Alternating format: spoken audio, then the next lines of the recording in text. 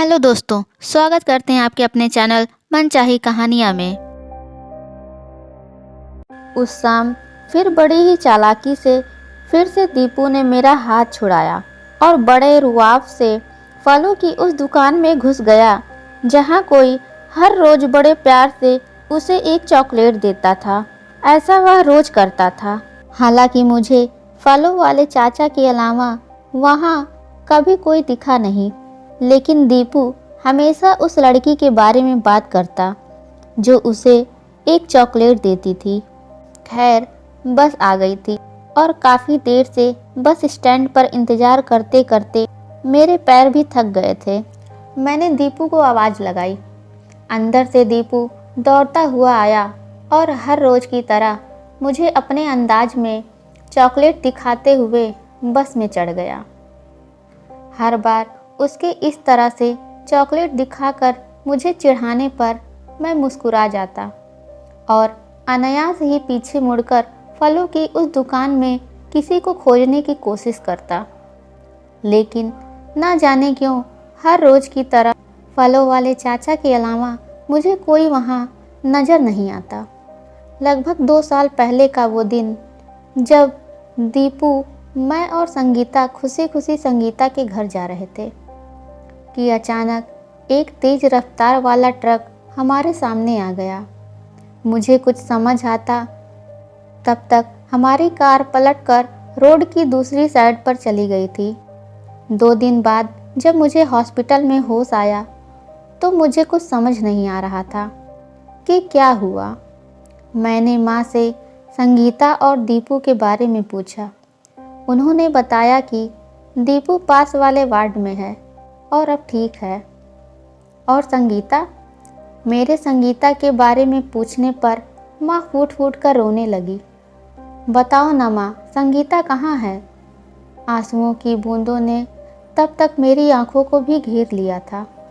माँ तब कुछ भी नहीं बोल पाई। मुझे संगीता के साथ बिताए हर पल याद आ रहे थे। अभी कल ही तो कह रही थी माँ ने नई सिल्क की साड़ी दी है सालगिरह पर, और मेरे लिए कुछ नहीं दिया, मैंने नाराज़गी जताते हुए कहा। मेरे गालों को खींचते हुए उसने बड़े प्यार से कहा, आपके लिए मुझे दिया है ना मेरे बुद्धू। कितना बदनसीब हूँ मैं, आखिरी बार संगीता को देख भी नहीं पाया। यह सोचकर मैं फूट फूट कर रोने लगा। पापा चॉकलेट। दीपू की आवाज़ सुनकर मेरा ध्यान टूटा। आंटी ने कहा है पापा को भी खिलाना, दीपू ने कहा। मैंने बस मुस्कुरा दिया। आज जब घर आया तो माँ फिर से मुंह फुलाकर बैठी थी। अपने लिए ना सही तो कम से कम दीपू के लिए तो शादी कर लो, माँ ने कहा। दीपू को संभालने के लिए आप लोग हो ना माँ, फिर दूसरी शादी की क्या ज़रूरत? यह कहकर मैंने हमेशा की तरह बात को टाल दिया। दीपू के लिए माँ की ज़रूरत मुझे भी लगती थी, पर मैं हमेशा यही सोचता कि क्या कोई और दीपू को उतना प्यार दे पाएगा। खैर, माँ की बातें सुनते सुनते हमने खाना खाया। अगले दिन दीपू को स्कूल छोड़कर जब मैं ऑफिस आया तो बारिश शुरू हो चुकी थी। आज दिन भर बारिश हुई और शाम तक लगभग पूरे बाजार में पानी भर गया।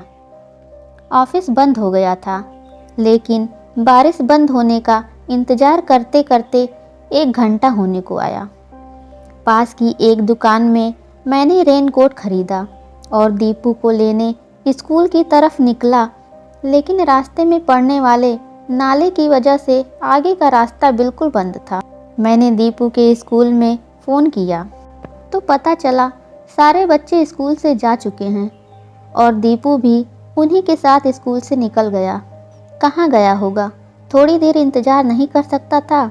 मुझे दीपू की चिंता हो रही थी, लेकिन साथ ही उस पर गुस्सा भी आ रहा था।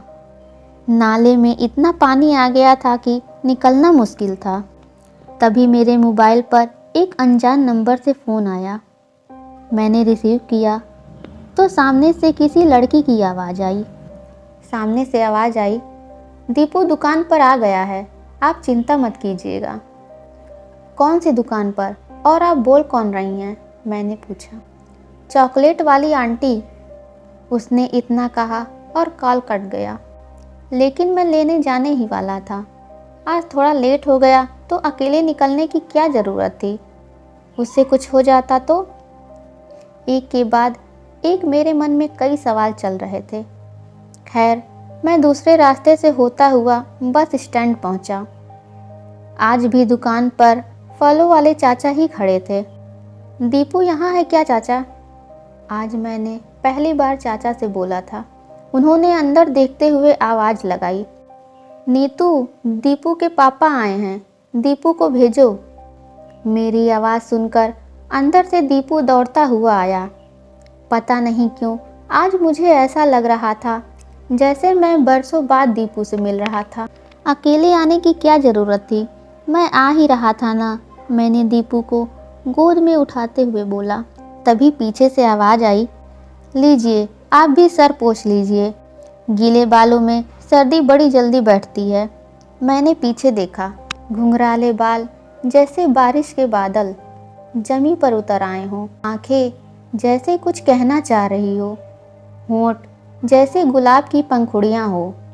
पटियाला सूट में मैंने पहली बार दीपू की चॉकलेट वाली आंटी को देखा। हाथ में टॉवेल लिए उसने फिर कहा, सर पोंछ लीजिए, मैं चाय बना देती हूँ। संगीता भी तो मुझे यही कहती थी। हर बारिश में मुझे उसके साथ भीगना अच्छा लगता था, लेकिन वो सर्दी का बहाना करके पहले तो टाल देती, लेकिन बाद में मुझे भीगता देख खुद भी आ जाती। आप कहें तो आग में कूद जाएं, ये तो सिर्फ बारिश है। और मैं मुस्कुरा कर कहता, जहाँ भी जाएंगे साथ जाएंगे। लेकिन ज़िंदगी के बीच सफ़र में ही वो मुझे अकेला छोड़कर चली गई।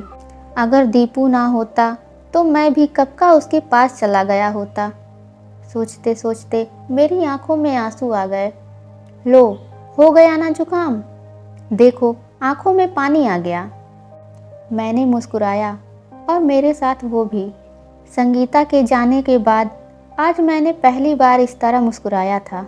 घर आने के बाद भी मैं नीतू के बारे में ही सोच रहा था। तभी माँ कमरे में आई। दीपू किसी नीतू आंटी के बारे में बता रहा था। ये नीतू कौन है? माँ ने उत्सुकता से पूछा। कोई नहीं है माँ, अब आप सपने बुनना शुरू मत कर दो, कहकर मैंने माँ की बात को टाल दिया। ठीक है, कोई बात नहीं, पर मेरे बारे में नहीं तो कम से कम दीपू के बारे में सोच। इतना कहकर माँ चली गई। मैं रात भर दीपू और नीतू के बारे में सोचता रहा। मुझे कुछ भी समझ नहीं आ रहा था। मैं बस यही सोच रहा था कि क्या नीतू दीपू को एक माँ का प्यार दे पाएगी। अगले 2-3 दिनों तक नीतू मुझे हमेशा की तरह दिखाई नहीं दी, लेकिन एक दिन वो मुझे मेरे ही ऑफिस के पास एक कोचिंग के पास दिखी। मैंने जाकर नीतू से बात की तो पता चला कि वो इसी कोचिंग पर यूपीएससी की तैयारी कर रही है। धीरे धीरे हमारी मुलाकातें बढ़ने लगी।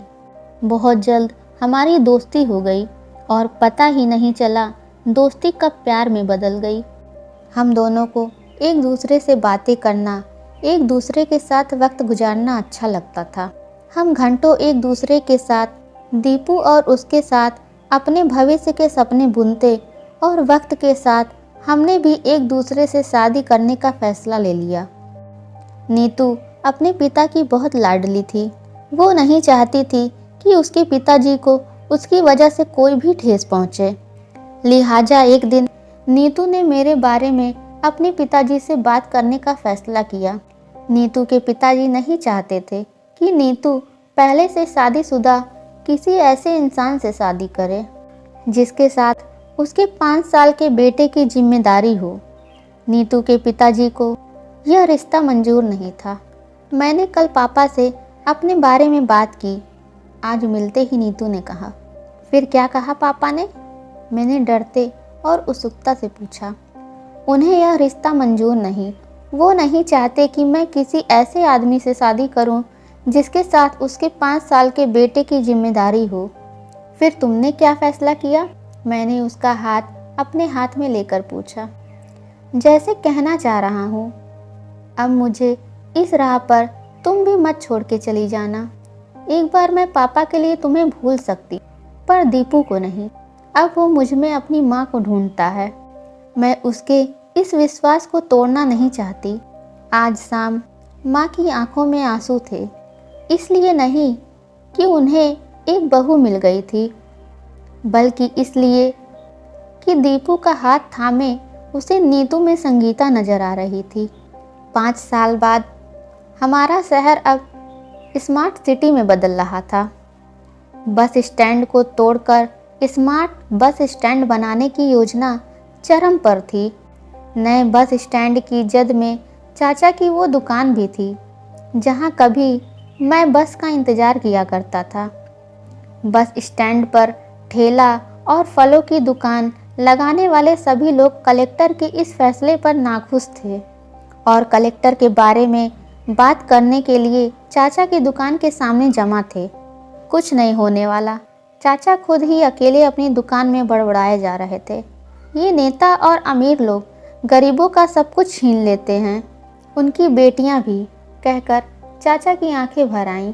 तभी एक लाल बत्ती की सफ़ेद गाड़ी से एक लड़की उतरी और बोली, किसी को कहीं जाने की ज़रूरत नहीं है, सरकार इसी जगह पर आपके लिए पक्की दुकानें बना देगी। कलेक्टर साहिबा ने गाड़ी से उतरते ही कहा। जोरदार तालियों के साथ सभी ने कलेक्टर साहिबा का अभिवादन किया। तभी कलेक्टर साहिबा चाचा की दुकान की ओर बढ़ी और चाचा के पैर छूकर बोली, पापा अब भी माफ़ नहीं करेंगे?